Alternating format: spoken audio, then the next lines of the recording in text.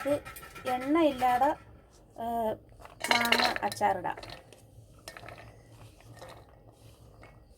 ആവശ്യത്തിന് മാങ്ങ എടുക്കാം. ഞാൻ ഒരു 7-8 മാങ്ങ എടുത്തിട്ടുണ്ട്.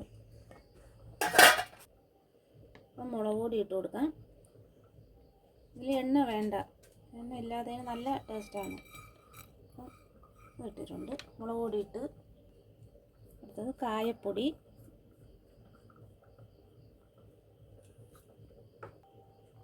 ആവശ്യത്തിന് ഉപ്പ് ഇട്ട് കൊടുക്കാം.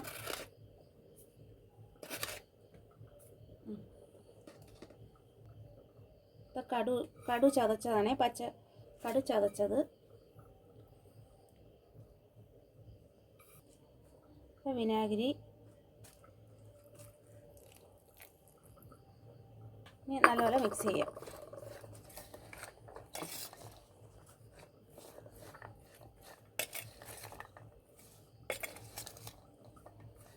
ഇനി ഇതുപോലെ തന്നെ അങ്ങ് കുപ്പിയിൽ ഇട്ട് അടച്ച് വെച്ചാൽ മതി. നല്ല ടേസ്റ്റാണ്. അപ്പം അച്ചാർ റെഡി ആയിട്ടുണ്ട്. ഇനി ഇത് ടിന്നിലിട്ട് അടച്ച് വെച്ചാൽ മതി. അപ്പം ഇന്നത്തെ വീഡിയോ ഇത്രയേ ഉള്ളൂ.